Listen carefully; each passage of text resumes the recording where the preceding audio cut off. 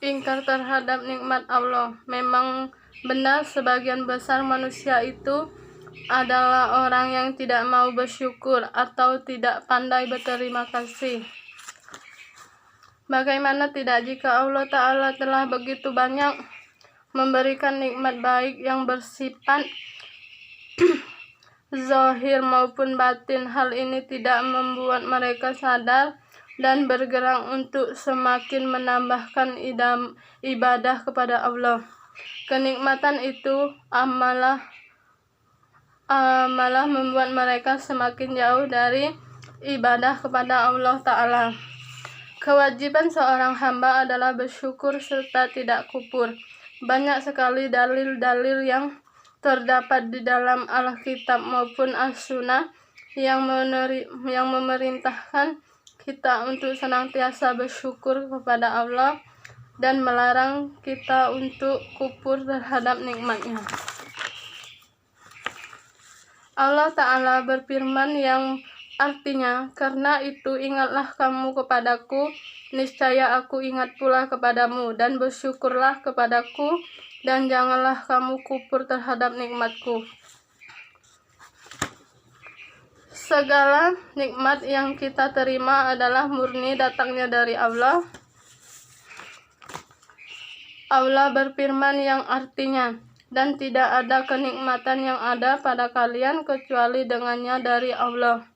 Ini adalah dalil yang tegas dan jelas yang menunjukkan bahwa nikmat apa saja itu adalah dari Allah, karena lafaz atau nikmat dalam ayat ini datang dalam bentuk nakirah dan dalam konteks nafiah. Menjadi hamba yang bersyukur. Syukur merupakan salah satu derajat yang tinggi dari seorang hamba. Rasa syukur itulah yang sangat membuat seorang hamba menjadi sadar dan terima kasih untuk terus beribadah kepada Allah. Ancaman dan bahaya untuk orang kufur nikmat. Bukti dari ancaman Allah itu dapat kita lihat dari kisah-kisah orang yang di sekitar kita, atau dari apa yang Allah ceritakan langsung dalam ayatnya tentang kisah Qarun. Untuk perbaikan cacat atau akibat kecelakaan, hukum melakukan operasi plastik dengan tujuan untuk memperbaiki cacat sejak lahir, seperti bibir sumbing atau cacat di kemudian itu hukumnya boleh, di mana Allah berfirman yang artinya tidaklah Allah menurunkan suatu penyakit kecuali menurunkan obatnya. Hadis riwayat Al-Bukhari. Hukum mengubah diri dengan cara operasi plastik dengan tujuan mempercantik, contohnya sulam bibir, tato, hukumnya haram. A. Pengertian husnuzon kepada Allah. Sifat husnuzon kepada Allah, sikap yang selalu berbaik sangka atas segala kehendak Allah terhadap hambanya. B. Contoh dan hikmah husnuzon kepada Allah. 1. Bersabar. Sabar adalah tahan uji dalam menghadapi suka dan duka, hidup dengan perasaan ridho dan ikhlas, serta berserah diri kepada Allah. 2. Mengendalikan emosi adalah beberapa cara yang dapat melakukan pengendalian nafsu atau emosi agar bisa bersikap sabar, yaitu A. Mendekatkan diri kepada Allah dengan membaca Al-Quran. B. Berwudu. 3. Bersyukur adalah berterima kasih dengan hati, dengan lisan, dengan perbuatan, dan dengan harta benda. C. Hikmah berbuat husnuzon. 1. Mensyukuri segala sesuatu yang diberikan oleh Allah SWT. 2. Bersikap takut terhadap kepada Allah. 3. Optimis, tidak berkeluh kesah serta putus asa. 4. Akal pikiran menjadi jernih dan dijauhkan dari akal pikiran. D. Larangan berprasangka buruk kepada Allah. Berburuk sangka kepada Allah sangat dilarang oleh Islam. Sama halnya kita mengingkari adanya hikmah yang sempurna dalam takdir Allah. Selanjutnya yaitu resume yang keempat.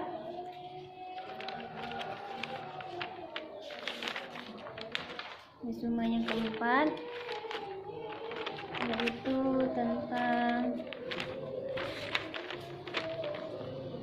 ingkar kepada nikmat Allah. A. Kufur. Nikmat adalah perilaku yang tercela mengingkari nikmat dan kasih sayang Allah SWT.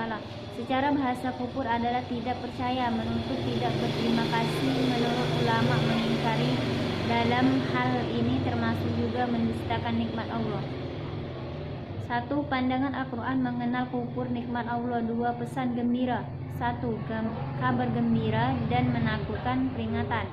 Kabar gembira atau basiran itu beliau menyampaikan buat orang yang beriman, sedangkan peringatan naziro beliau sampaikan buat orang ingkar dan kafir. 2. Hukum melakukan operasi plastik dengan tujuan untuk kecantikan, merubah ciptaan atau pemberian Tuhan bertentangan dengan kodrat dan iradat Allah, di mana Allah SWT berfirman dalam Quran surah Al-Baqarah ayat 26 yang artinya sesungguhnya Allah tidak segan membuat perumpamaan. Baiklah, nama saya Berdipin, NIM 170011603. Mata kuliah Ilmu Tauhid. Dosen pengampu Umi Komputri Aperia Santri MPD. 1. Meresume larangan banyaknya bersumpah. A. Pengertian sumpah adalah memperkukuh hal yang mungkin disalahkan atau mempertegasnya dengan menyebut asma Allah dan sifatnya. B. Syarat dan rukun sumpah. Syarat orang yang bersumpah adalah 1. Berakal, 2. Balik, 3. Islam, 4. Bisa ditunaikan, 5. Atas keinginan sendiri. C. Macam-macam sumpah. 1. Sumpah yang boleh dan sumpah yang dilarang. 2. Sumpah main-main dan sumpah sungguhan. D. Hukum sumpah selain Allah adalah haram hukumnya. E. Hukum sumpah ada 3, yaitu 1. Haram jika sumpah tersebut untuk melakukan sesuatu yang dilarang oleh syariat. 2. Wajib jika sumpah tersebut menjadi solusi untuk menyelamatkan orang teraniaya atau memperjelas yang benar. 3. Mubah jika sumpah tersebut untuk melakukan ketaatan menjauhi kemaksiatan. Selanjutnya resume yang kedua, yaitu mereka yang mengingkari qadar. A. Definisi qadar atau takdir. Beriman kepada takdir adalah merupakan salah satu di antara rukun iman, bahkan sangat ditekankan. B. Mengingkari qadar penyebab ibadah tidak difirmankan karena syariat diterimanya ibadah ada 2, yaitu ikhlas dan mutabah. Faedah beriman kepada qadar atau takdir Allah. 1. Termasuk kesempurnaan iman. 2. Termasuk kesempurnaan iman terhadap rububiyah Allah. 3. Mengembalikan semua urusan kepada Allah. 4. Menjadikan tidak sombong pada diri sendiri. 5. Ringannya musibah atas seorang hamba. C. Ancaman neraka bagi orang yang mengingkari takdir. D. Amal tidak akan diterima sampai mengimani takdir. Selanjutnya resume yang ketiga,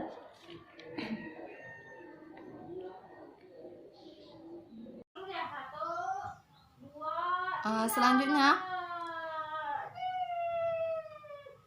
di sini dijelaskan bahasanya la yamutunna ahadukum wa huwa yuhsinu billahi zon.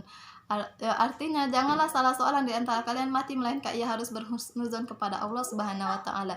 Jadi sudah jelas kalau berburuk sangka kepada Allah Subhanahu wa taala itu tidak boleh, dan kita harus selalu berhusnuzon atau berprasangka baik kepada Allah Subhanahu wa taala. Selanjutnya masuk kepada ingkar kepada nikmat Allah. Ingkar kepada nikmat Allah ini termasuk dalam kufur nikmat, yaitu kita diberi nikmat oleh Allah Subhanahu wa taala, baik itu nikmat sehat, nikmat makan dan lain sebagainya. Kemudian kita jarang sekali mengucap syukur atau alhamdulillah dan lain sebagainya. Bahkan kita menganggap nikmat itu semua atau menjalankan nikmat itu semua untuk bermaksiat di jalan Allah, maka itu sudah termasuk kufur nikmat. Sebagaimana dijelaskan orang yang kufur nikmat kepada Allah Subhanahu wa taala, maka azab yang pedih baginya. Yaitu dalam Quran surat Ibrahim ayat 7, wa idz ta'adzana rabbukum la in syakartum la azidannakum wa la in kafartum inna adzabi lasyadid. Yang artinya, dan ingatlah juga tak kala Tuhanmu memaklumkan, sesungguhnya jika kamu bersyukur pasti nikmatmu akan kutambah, dan jika kamu kufur maka azab yang pedih bagimu. Azab. Selanjutnya itu dijelaskan juga bahwasanya dalam Quran surah Al-Baqarah ayat 126, keberkahan Mekah yang selama ini kita anggap tanah gersang dan lain sebagainya, dipatahkan oleh Allah Subhanahu wa taala, atau dijelaskan oleh Allah Subhanahu wa taala keberkahan mereka karena mereka sering syukur. Dalam Quran surat Al-Baqarah ayat 126, yaitu wa idz qala Ibrahim rabbi ja'al hadza baladan amina warzuq ahlahu minas thamarat man amana minhum billahi wal yaumil akhir qala wa man kafara fa umatti'uhu qalilan thumma attaruhu ila azabin nar wa bi'sal masir. Yang artinya, dan ingatlah ketika Ibrahim berdoa, wahai Tuhanku, jadikanlah negeri ini negeri yang aman sentosa, dan berikanlah rezeki berupa buah-buahan kepada penduduknya yang beriman di antara mereka kepada Allah Subhanahu wa taala dan hari kiamat. Allah berfirman, dan kepada orang yang kafir pun akan kuberi nikmat atau kuberi kesenangan sementara, tapi kemudian akan kuseret ia secara paksa untuk menjalani siksa di api neraka. Itulah seburuk-buruknya tempat kembali. Jadi sudah jelas bahwasanya 4 sifat ini termasuk sifat yang mazmuma atau sifat tercela. Semoga kita semua terhindar dari sifat ini mereka. Kemudian seandainya kamu menginfakkan emas sebesar gunung Uhud di jalan Allah, Allah tidak akan menerimanya darimu sebelum kamu beriman kepada qadar, yaitu takdir, dan kamu meyakini bahwa apa yang telah ditakdirkan mengenai dirimu pasti akan terjadi. Dan apa yang telah ditakdirkan tidak mengenai dirimu pasti tidak akan menimpamu. Dan jika kamu mati dalam keadaan keyakinan seperti itu, pasti kamu menjadi penghuni neraka. Dan jika kamu mati tidak dalam keyakinan seperti ini, pasti kamu masuk ke dalam neraka. Ibnu Ad-Dailami berkata, lalu aku mendatangi Huzaifah, maka beliau berkata kepadaku seperti itu. Aku mendatangi Ibnu Mas'ud, maka beliau berkata kepadaku seperti itu. Aku juga mendatangi Zaid bin Thabit, beliau menceritakan kepadaku hadis Nabi Muhammad SAW, yaitu juga seperti itu. Hadis riwayat Ahmad, Abu Dawud, Ibnu Majah, dan Ibnu Hibban. Selanjutnya masuk kepada larangan berburuk sangka kepada Allah Subhanahu wa taala. Berburuk sangka itu berasal dari kata su'uzon, yang artinya su'u itu adalah buruk, sedangkan zon itu adalah perkiraan. Jadi berburuk sangka itu adalah kita mengira kalau orang itu buruk dan lain berpikiran tentang seseorang itu dengan pikiran buruk. Kemudian di sini dijelaskan ada 3 rangkaian dosa, yaitu yang pertama adalah su'uzon atau berburuk sangka tadi. Yang kedua adalah tajasus atau mencari-cari kesalahan orang lain, dan yang ketiga adalah ghibah atau membicarakan kesalahan orang lain. Baiklah, di sini tentang larangan berburuk sangka kepada Allah Subhanahu wa taala dijelaskan bahwasanya berburuk sangka kepada manusia saja itu sudah tidak boleh, apalagi berburuk sangka kepada sang penguasa.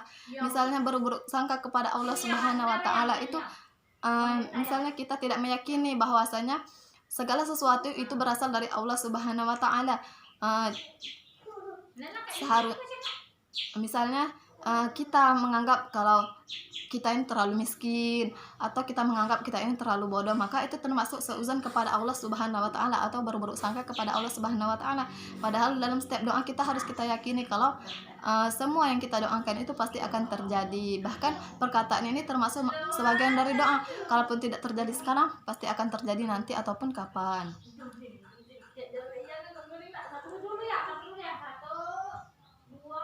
Selanjutnya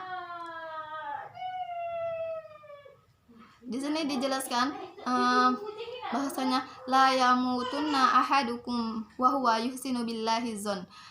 Artinya janganlah salah seorang di antara kalian mati melainkan ia harus berhusnuzon kepada Allah Subhanahu wa taala. Jadi sudah jelas kalau berburuk sangka kepada Allah Subhanahu wa taala itu tidak boleh.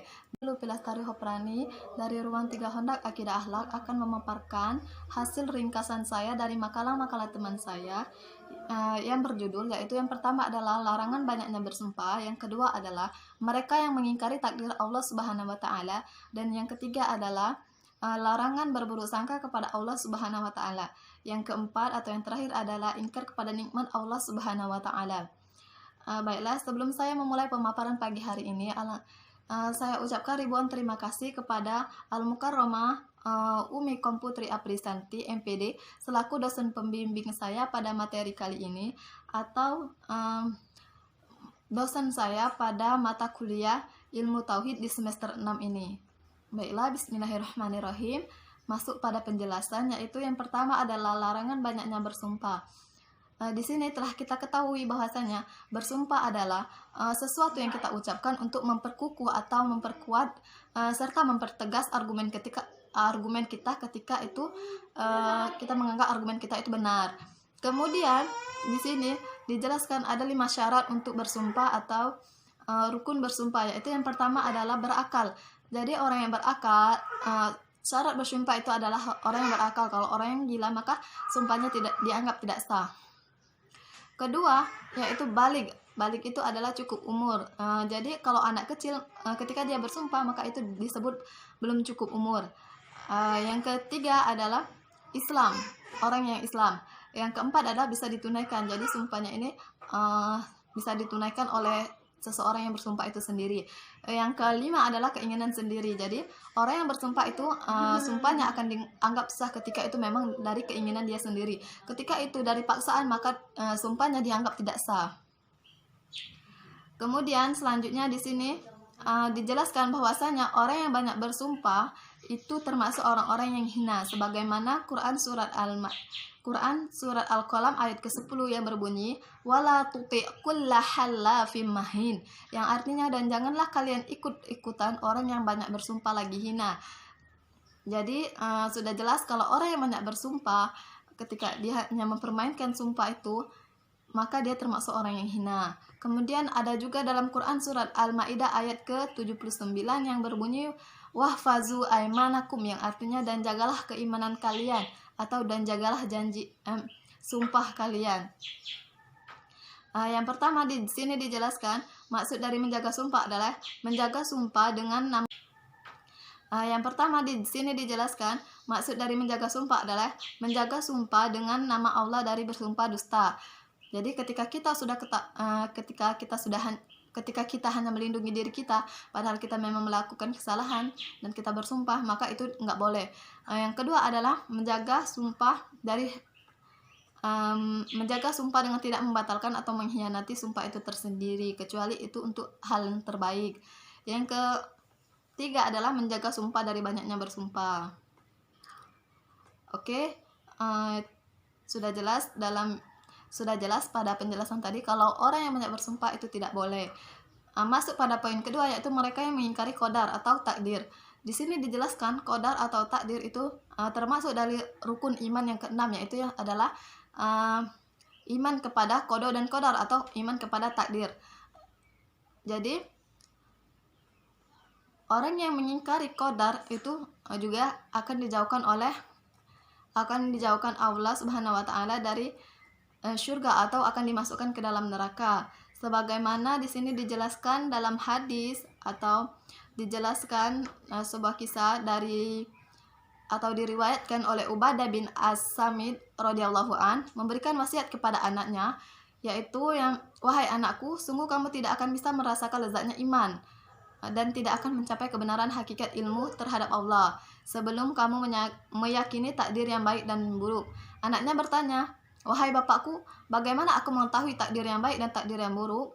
Kemudian beliau menjawab, kamu mengetahui bahwa apa yang telah ditetapkan atau telah ditakdirkan tidak menimpa dirimu, maka dia tidak akan menimpa dirimu. Dan kamu meyakini apa yang akan menimpa dirimu tidak akan meleset darinya. Wahai anakku, aku telah mendengar Rasulullah SAW bersabda, sesungguhnya pertama kali yang diciptakan Allah adalah pena. Kemudian Allah berfirman kepadanya, tulislah. Maka terjadilah semenjak saat itu dengan apa yang terjadi sampai hari kiamat. Wahai anakku, jika kamu mati tidak dalam keyakinan seperti ini, maka kamu pasti masuk neraka. Hadis riwayat Ahmad. Kemudian ada lagi yaitu dari Ibnu Ad-Dailami, dia berkata, aku bertemu Rasulullah SAW. Aku bertemu Ubay bin Ka'ab. Lalu aku berkata, "Wahai Abdul Munzir, ada sesuatu keraguan dalam hatiku tentang masalah takdir. Maka ceritakan kepadaku tentang suatu hadis. Semoga hal itu hilang dari hatiku." Maka beliau radhiyallahu an berkata, "Seandainya Allah menyiksa penduduk langit dan bumi, maka Allah akan menyiksa mereka dengan tidak zalim kepada mereka." Dan saya Ipu Handra, NIM 1700011589, kelas Akidah Akhlak Hondak, studi pendidikan agama Islam, Sekolah Tinggi Ilmu Tarbiyah Rodatul Ulum Saka 3. Baiklah, saya akan menyampaikan materi hasil ringkasan saya, mata kuliah Ilmu Tauhid, yang dibimbing oleh Ustazah Komputri Apriyasanti MPDI, yang membahas materi pertama, larangan banyak bersumpah; kedua, mereka yang mengingkari qadar; ketiga, larangan prasangka buruk kepada Allah; keempat, ingkar pada nikmat Allah. Sebelum saya memulai ringkasan saya ucapkan terima kasih kepada Ustazah Komputri Apriyasanti MPDI selaku dosen pembimbing mata kuliah Ilmu Tauhid, dan kepada rekan sekalian, mohon pemahamannya agar materi bisa bermanfaat untuk kita semua. Baiklah, kita ke materi yang pertama. Pertama, pengertian sumpah. Sumpah adalah memperkukuh hal yang mungkin disalahkan atau mempertegasnya dengan menyebut asma Allah atau sifatnya. Sumpah tidak sah kecuali dengan menyebut lafaz Allah atau asma dari asma-asmanya dan sifat dari sifat-sifatnya. Kedua, syarat dan rukun sumpah. Syarat orang bersumpah adalah: pertama, berakal; kedua, balik; ketiga, Islam; keempat, bisa ditunaikan; kelima, atas keinginannya sendiri, tidak ada paksaan dari pihak manapun. Ketiga, macam-macam dan hukum sumpah. Pertama, sumpah yang boleh dan sumpah yang dilarang. Kedua, sumpah main-main dan sumpah sungguhan. Keempat, hukum bersumpah selain kepada Allah. Para ulama telah berpendapat bahwa bersumpah dengan menggunakan atau menyebut nama selain Allah Subhanahu wa taala atau salah satu sifat yang dimiliki oleh Allah Subhanahu wa taala adalah haram hukumnya, dan itu termasuk ke dalam kategori perbuatan syirik, karena Allah merupakan zat yang paling layak untuk diagungkan. Kelima, hukum sumpah. Sumpah pada dasar hukumnya makruh, tetapi sumpah mempunyai beberapa hukum sesuai dengan situasi dan kondisi yang dihadapi. Hal ini sesuai dengan satu akidah. Hukum dapat berubah sebab perubahan zaman, tempat, dan keadaan. Maka hukum sumpah juga terbagi menjadi 4, yaitu haram. Pertama, haram jika sumpah tersebut untuk melakukan sesuatu yang dilarang oleh syariat. Kedua, wajib jika sumpah tersebut menjadi solusi untuk menyelamatkan orang yang teraniaya atau menjelaskan sesuatu yang benar. Ketiga, sumpah jika sumpah tersebut untuk melakukan ketaatan, menjauhi kemaksiatan.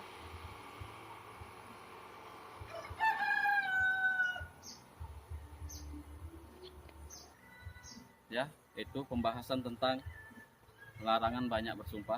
Kita tarik kesimpulannya.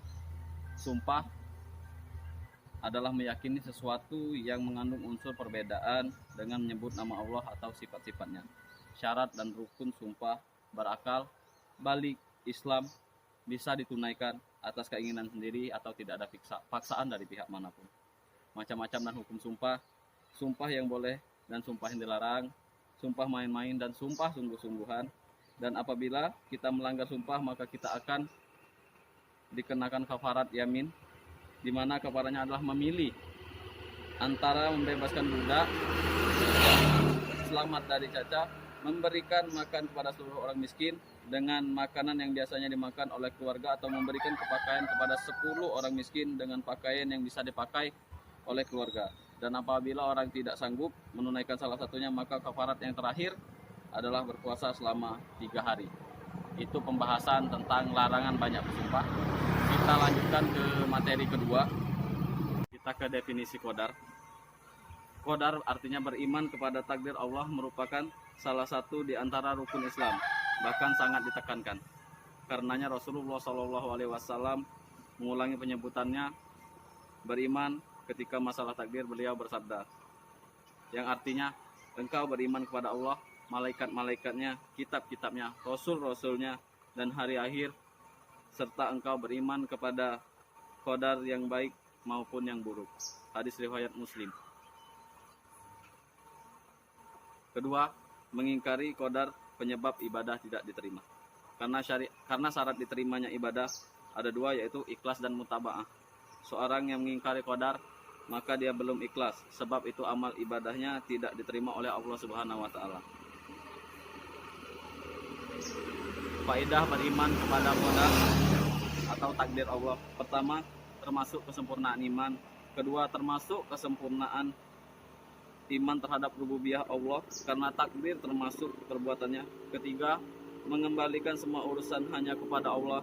Keempat, seorang akan tahu kadar dirinya sehingga menjadikannya tidak sombong apabila mengerjakan suatu kebaikan. Kelima, ringannya musibah atas seorang hamba, karena jika seseorang mengetahui bahwa musibah itu dari Allah, niscaya ringanlah baginya musibah tersebut. Ketiga, ancaman neraka bagi orang yang mengingkari takdir.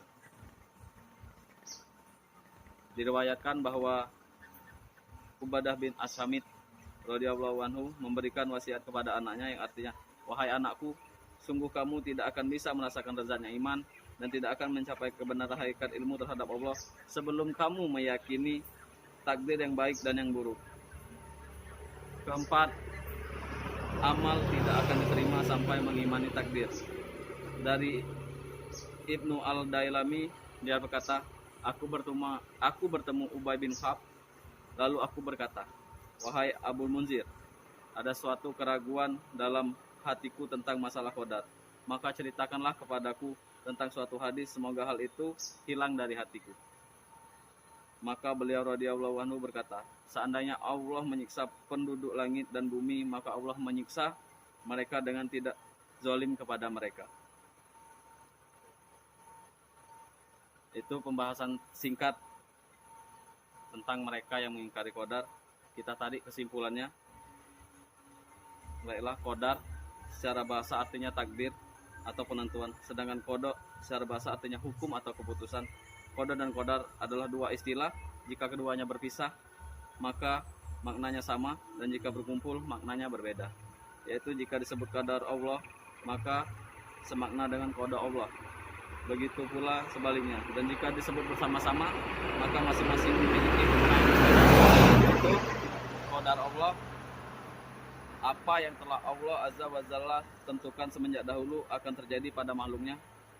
Qada Allah adalah apa yang Allah Azza wa Jalla putuskan pada makhluknya yang berupa mewujudkan, meniadakan, atau merubah, sehingga qadar mendahului qada. Kita selanjutnya ke pembahasan ketiga, larangan berprasangka buruk kepada Allah. Kita ke pembahasan larangan prasangka buruk kepada Allah. Pertama, pengertian husnuzon kepada Allah Subhanahu wa taala. Sifat husnuzon kepada Allah adalah sikap yang selalu berbaik sangka atas segala kehendak Allah terhadap hambanya. Selanjutnya, yang menjadi pertanyaan besar ialah mengapa kita harus berbaik sangka kepada Allah. Banyak hal yang terjadi pada kita sendiri, seperti musibah, membuat kita secara tidak langsung menganggap Allah telah tidak adil kepada kita. Berprasangka baik atau husnuzon hukumnya adalah mubah atau boleh, sedangkan berprasangka buruk atau suuzon dan kepada Allah dan Rasulnya telah melarangnya, seperti dijelaskan dalam Quran surat Al-Hujurat yang berbunyi, ya ayyuhallazina amanu jatanibu katsiran minaz-zanni inna basdaz-zanni wala tajassasu wala yambannukum ba'dun ayyuhibbun ahadukum an yaqula la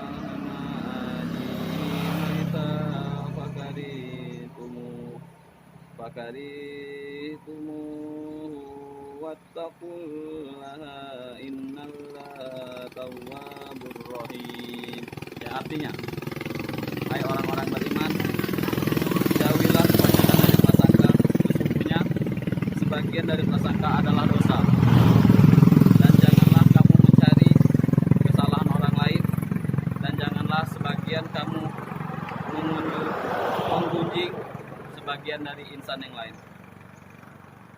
Kedua, contoh dan hikmah husnuzon kepada Allah Subhanahu wa taala. Pertama, bersabar. Kedua, mengendalikan emosi. Ketiga, bersyukur. Selanjutnya, hikmah berbuat husnuzon. Pertama, senantiasa mensyukuri segala sesuatu yang diberikan oleh Allah, bersikap takut dan berharap kepada Allah, optimis dan tidak berkeluh kesah saat berputus asa, akal dan pikiran menjadi jernih dan terjauh dari pikiran yang kotor. Selanjutnya, keempat, larangan berprasangka buruk pada Allah. Berburuk sangka atau suuzon dilarang oleh Allah Subhanahu wa taala, sebagaimana yang dijelaskan dalam firman-Nya yang artinya, dan supaya Dia mengazab orang-orang munafik laki-laki dan perempuan dan orang-orang musyrik laki-laki dan perempuan yang mereka itu berprasangka buruk kepada Allah. Mereka akan mendapat giliran kebinasaan yang amat buruk, dan Allah memurkai dan mengutuk mereka serta menyediakan bagi mereka neraka jahanam, dan neraka jahanam itulah sejahat-jahatnya tempat. Quran surat Al-Fat ayat 6.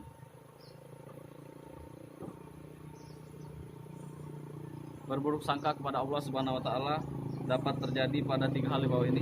Pertama, berprasangka pada Allah akan melestarikan kebatilan dan menumbangkan al-haq atau kebenaran. Kedua, mengingkari qada dan qadar, yakni mengatakan bahwa ada sesuatu yang terjadi di alam ini yang di luar kehendak Allah dan takdir Allah. Ketiga, mengingkari adanya hikmah dan yang sempurna dalam takdir Allah. Baiklah, itu pembahasan singkat tentang larangan prasangka buruk pada Allah. Kita tarik kesimpulannya. Husnuzon secara bahasa berarti berbaik sangka, lawan katanya adalah suudzon berarti berburuk sangka,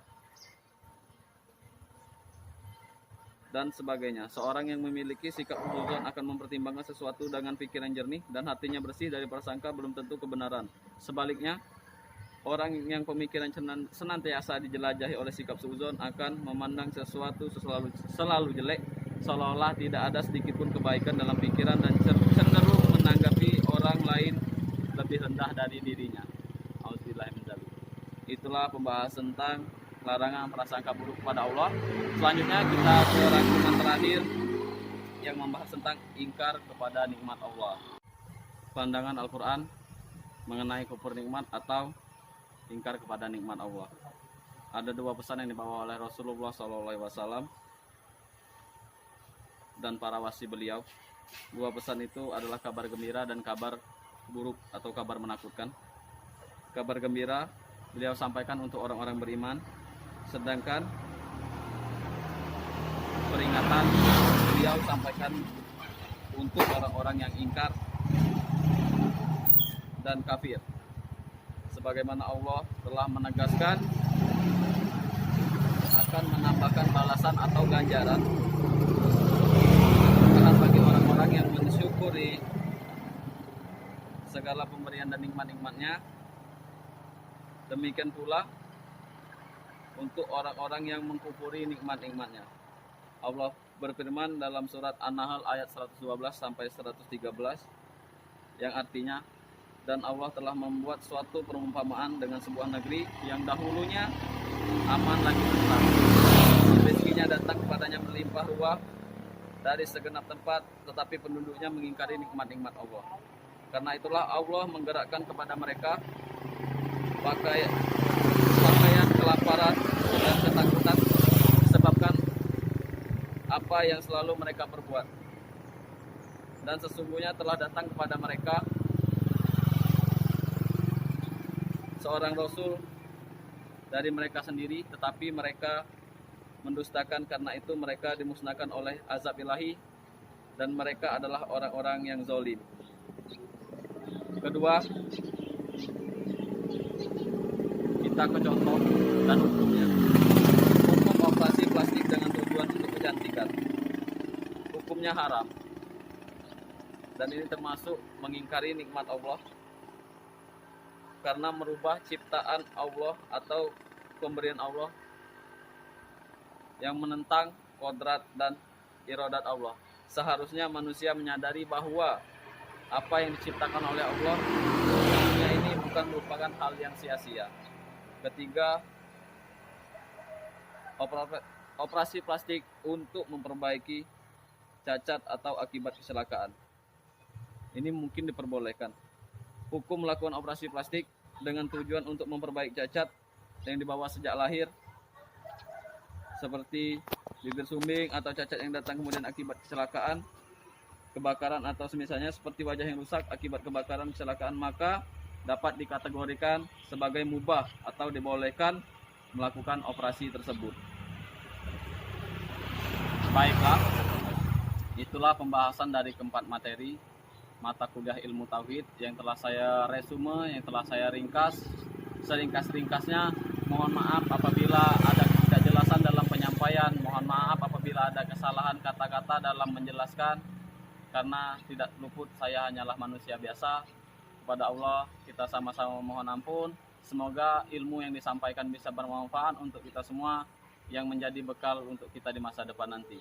Semangat para pejuang toga 1721. Allahu Akbar. Assalamualaikum warahmatullahi wabarakatuh.